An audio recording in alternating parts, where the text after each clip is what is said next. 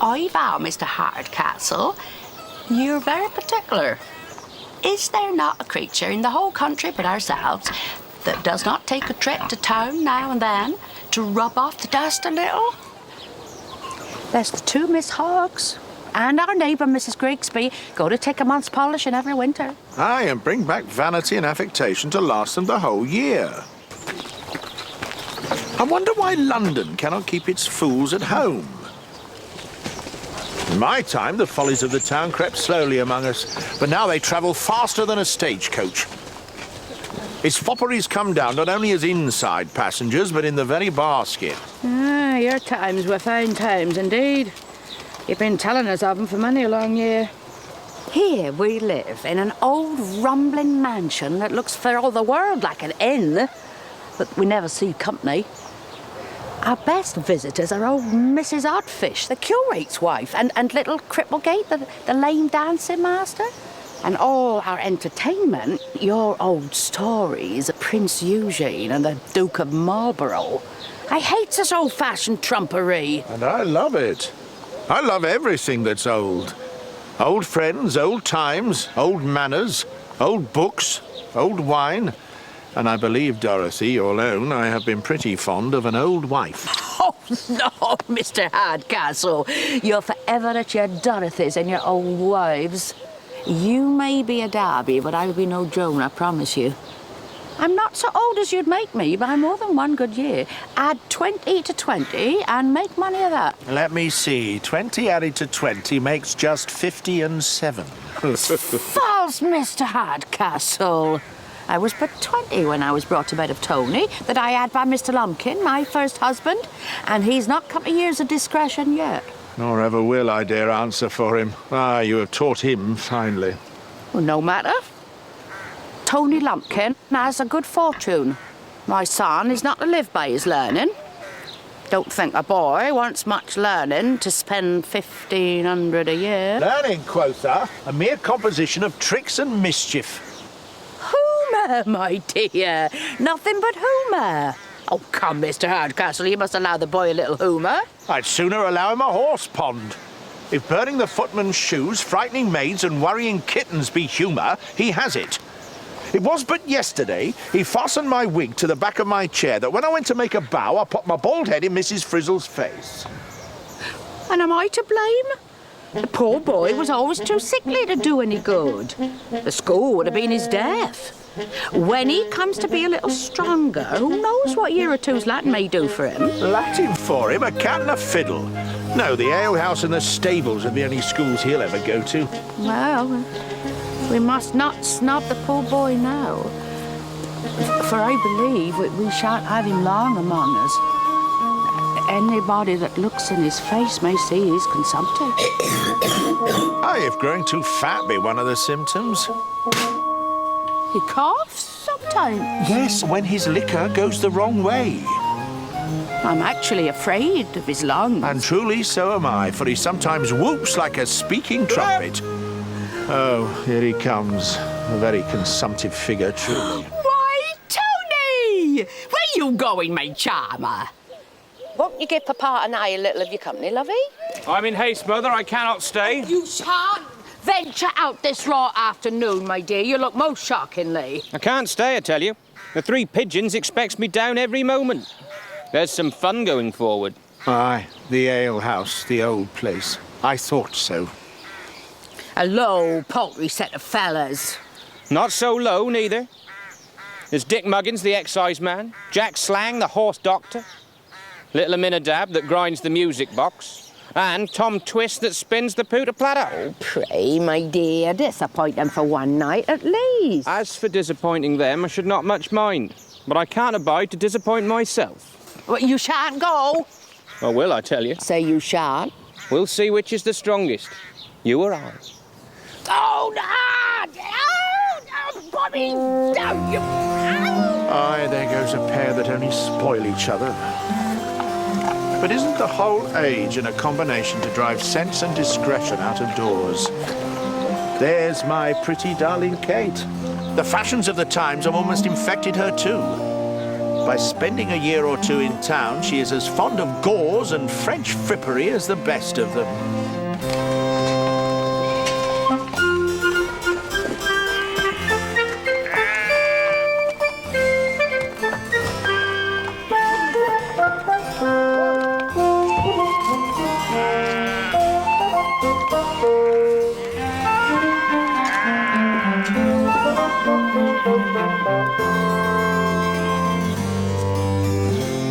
Blessings on my pretty innocence.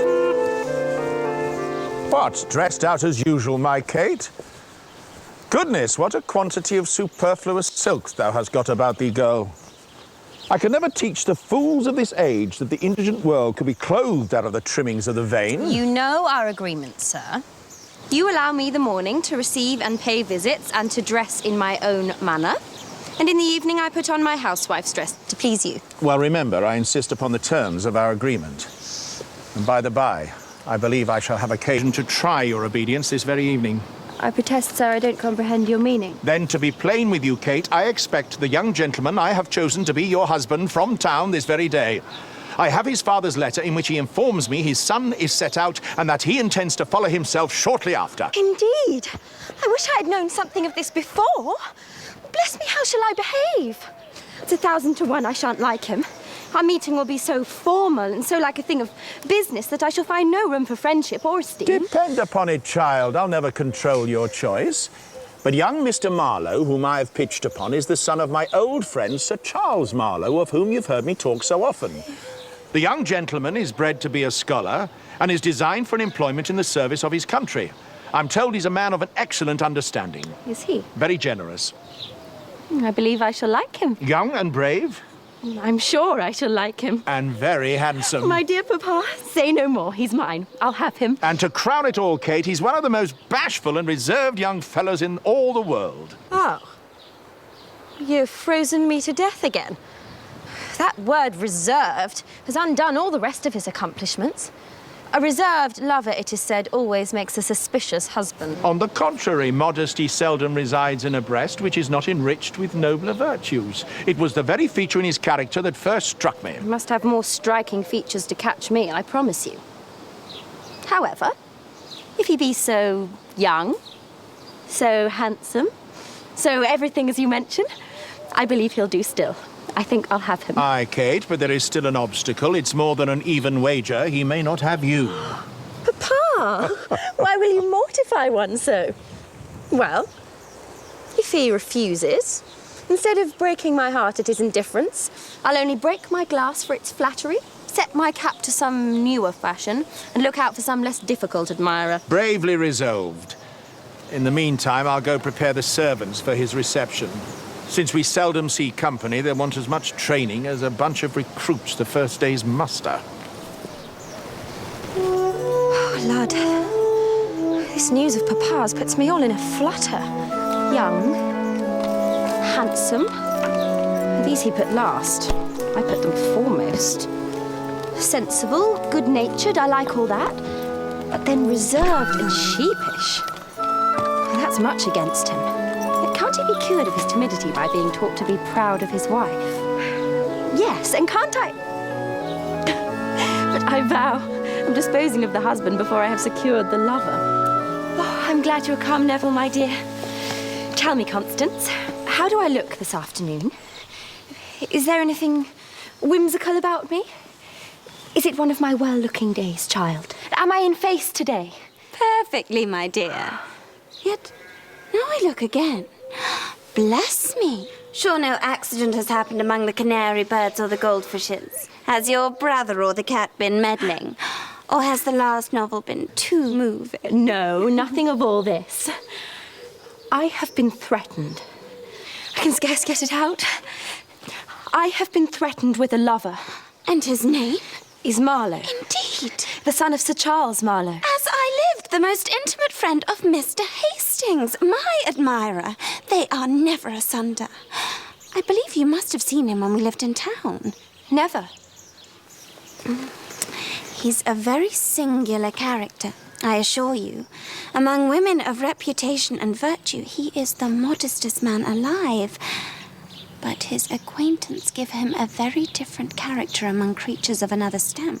You understand me? An odd character indeed. I shall never be able to manage him. What shall I do? Sure. Think no more of him, but trust to occurrences for success. Oh, but how goes on your own affair, my dear? Has my mother been courting you for my brother Tony, as usual? I have just come from one of our agreeable tete-a-tetes. She has been saying 100 tender things and setting off her pretty monster as the very pink of perfection. And her partiality is such that she actually thinks him so. A fortune like yours is no small temptation. Besides, as she has the sole management of it, I'm not surprised to see her unwilling to let it go out of the family. A fortune like mine, which chiefly consists in jewels, is no such mighty temptation. But, at any rate, if my dear Hastings be but constant, I make no doubt to be too hard for her at last. However, I let her suppose that I am in love with her son, and she never once dreams that my affections are fixed upon another. My good brother holds out stoutly. I could almost love him for hating you so. It is a good-natured creature at bottom, and I'm sure would wish to see me married to anybody but himself. But my aunt's bell rings for our afternoon's walk through the improvements. Allons, courage is necessary, as our affairs are critical. Would it were bedtime and all were well. What, you've never heard nothing like it? That one? Well, everybody knows. That one. Silence for a song. Oh, a song! He's going to knock himself down for a song. Go on, song. Then I'll sing you gentlemen a song I made upon this alehouse, The Three Pigeons. Hooray! Let schoolmasters puzzle their brain with grammar and nonsense and learning. Good liquor, I stoutly maintain, gives Janus a better discerning. Let them cry of their heathenish gods, their lees and their sticks and their stygians, their queens and their quays and their quads. They're all but a parcel of pigeons. Hey! To-roddle, to-roddle, to-roll, to-roddle, to-roddle, to-roll, to-roddle, to-roddle, to-roll, to-roddle, to-roddle, to-roll. When Methodist preachers come down, are preaching that drinking is sinful. I'll wager the rascals a crown. They'll always preach best with a skinful. But when you come down with your pence for a slice of their scurvy religion, I'll leave it to all men of sense. But you, my good friend, are the pigeon. To-roddle, to-roddle, to-roll, to-roddle, to-roddle, to-roll, to-roddle, to-roddle, to-roll, to-roddle, to-roddle, to-roll. Then come put the jorum about, and let us be merry and clever. Our hearts and our liquors are stout. Here's the three jolly pigeons forever. Let some cry up woodcock or hare, your bustards, your ducks and your widgeons. But of all of the birds in the air, here's a health to the three jolly pigeons. Hey! To-roddle, to-roddle, to-roll, to-roddle, to-roddle, to-roll, to-roddle, to-roddle, to-roll, to-roddle, to-roddle, to-roll. Hey! Squire got spunk in him. He loves to hear him sing, because he never gives us nothing that's low. Ah, damn anything that's low. I cannot bear it. The genteel thing is a genteel thing at any time, if so be that a gentleman be's in concatenation accordingly. I like the maximum of that, Master Muggins. What, though I'm obligated to dance a bear, a man may be a gentleman for all of that. May this be my poison if my bear ever dances to but the genteelest of tunes. Here's to that. Water Parted or the Minuet in Ariadne. What a pity the squire's not come to his own. It would be well for all the publicans within 10 miles round of him. He cotton, so it would, Master Slang. I then show what it was to keep choice of company. Oh, he'd take after his own father for that. Oh, to be sure, old Squire Lumpkin was the finest gentleman I ever set my eyes on. For winding a straight horn, or beating the thicket for a hare, or wench, he never had his fellow. It was a saying in the place, he kept the best horses, dogs, and gals in the whole county. Ecod, and when I'm of age, I'll be no bastard, I promise you. I've been thinking of bet bouncer and the miller's grey mare to begin with. But come, my boys, drink about me merry, for you pay no reckoning. Well, Stinger, what's the matter? There be two gentlemen in a coach at the door. They've lost their way upon the forest and they're talking something about Mr. Hardcastle. Sure as can be. One of them must be the gentleman that's coming down to court my sister. Do they seem to be Londoners? I believe they may. They look woundily like Frenchmen. Then desire them step this way. I'll set them right in a twinkling. Gentlemen, as they might be good enough company for you, step down for a moment. I'll be with you in the squeezing of a lemon.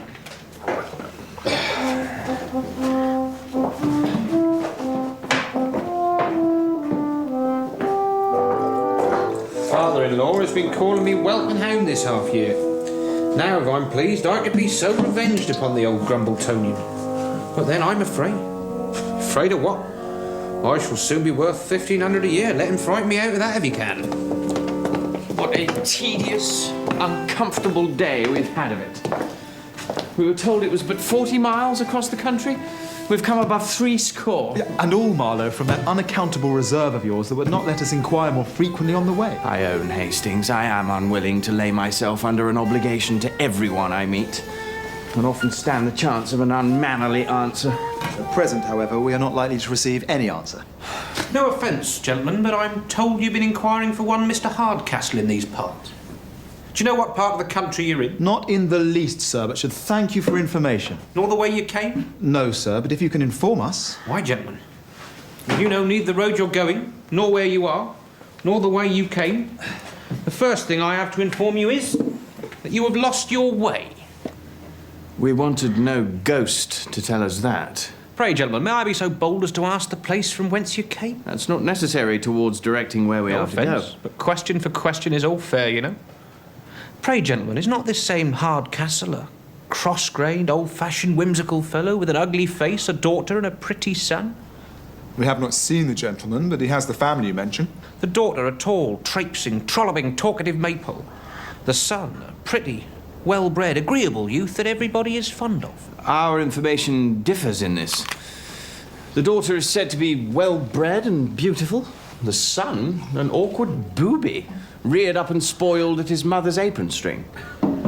Then, gentlemen, all I have to tell you is you won't reach Mr. Hardcastle's house this night, I believe. Unfortunate. It's a damn long, dark, boggy, dirty, dangerous way. Stingo, tell the gentleman the way to Mr. Hardcastle's. Mr. Hardcastle of Quagmire Marsh, you understand me? Oh, Mr. Hardcastle's. Lackadaisy, my masters, you have come a deadly deal wrong. When you came to the bottom of the hill, you should have crossed down Squash Lane. Crossed down Squash Lane? Then you were to keep straight forward until you came to Four Roads. Come to where 4 roads meet. Aye, but you must be sure to take only one of them. Oh, sir, you're facetious. Then, keeping to the right, you're to go sideways till you come to Farmer Moraine's barn. Coming to the farmer's barn, you're to turn to the right, then to the left, then to the right about again, till you find out the old mill. Zoons, man, we could as soon find out the longitude.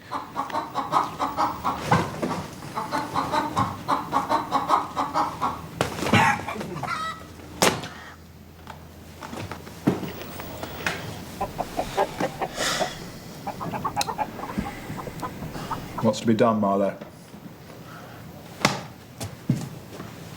This house promises but a poor reception, though perhaps the landlord can accommodate us. Oh, alack, master. We have but one spare bed in the whole house. And to my knowledge, that's taken up by 3 lodgers already. I have hit it. Don't you think, Stingo, our landlady could accommodate the gentleman by the fireside with 3 chairs and a bolster? I hate sleeping by the fireside. And I detest your 3 chairs and a bolster. You do you? And let me see, what... If you go on a mile further, to the Buck's Head, The old Buck's Head on the Hill, one of the best inns in the whole country. Oh? Ah. So we've escaped an adventure for this night, however. Sure, you been sending them to your father's as an inn, be you? Mum, you fool you. Let them find that out. You've only to keep on straight forward till you come to a large old house by the roadside. You see a pair of large horns over the door, that's the sign. Drive up the yard and call stoutly about you. Sir, we are obliged to you. The servants can't miss the way. No. I'll tell you, though, the landlord is rich and going to leave off business. So he wants to be thought a gentleman, saving your presence. He'll be for giving you his company. And Ecod, if you mind him, he'll persuade you that his mother was an alderman and his aunt a justice of the peace. Troublesome old blade, to be sure. But he keeps as good wines and beds as any in the whole country. Well, if he supplies us with these, we shall want no further connection. We are to turn to the right, did you say? No, straight forward. I'll just step myself and show you a piece of the way. Mum,